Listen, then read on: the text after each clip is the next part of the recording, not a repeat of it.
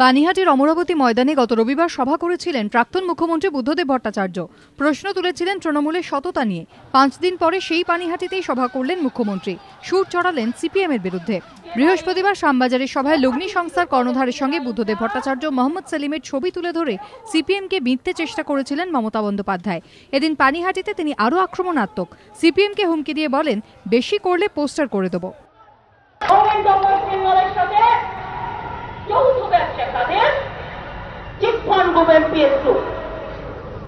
যাদের বলে দিচ্ছে এরা চিটফান্ড কোম্পানি প্রতারণা করেছে। এটা একটা মৌ হয়েছিল, মৌটা কবে হয়েছিল যাবার আগে। তাতে কি বলছে, তোমার সাথে আমার, তুমি কোল্ড স্টোরেজ করবে, গাড়ি নেই, লিজে গাড়ি দিয়ে দিচ্ছে। সুতরাং তুমি 30 বছর জন্য তোমার চুক্তি হয়ে গেল। ছবি যিনি দেখতে দেননি তার সাথে আর একজন যিনি কাল ভাষণ দিয়েছেন, এগুলো যখন বেশি করবে তখন পোস্টার করে দিয়ে দেবো। পাল্টা মুখ খুলেছেন সুজন চক্রবর্তী। মুখ্যমন্ত্রীর প্রতি আমার খুব করুণা হচ্ছে।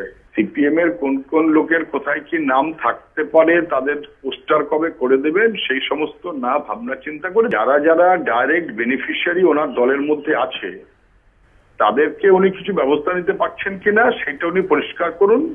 সিবিআই তদন্তের দাবি নিয়েও এদিন বিরোধীদের একহাত নিয়েছেন মমতা বন্দ্যোপাধ্যায়। আমাকে সিবিআই দিয়ে চমকিয়ে রাজনৈতিক ভাবে ভয় দেখিয়ে কোনো লাভ নেই।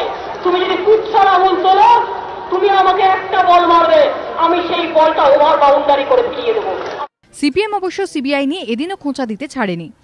সিবিআই ছিল ওনার প্রাণ ভোমরা, যা হবে সিবিআই। এখন সিবিআই এর কথা শুনলে উনি ভূতের মতন ভয় পাচ্ছেন কেন?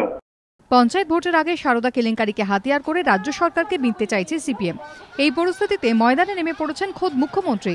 বিরোধীরা সারদা কাণ্ডের জন্য যতই তাঁর দল ও সরকারকে দায়ী করার চেষ্টা করুক, কালই তাদের গায়ে যে কিছু কম নেই এদিন তা প্রমাণ করতেই পানিহাটি সভায় নানা তথ্য প্রমাণ তুলে ধরেন মমতা।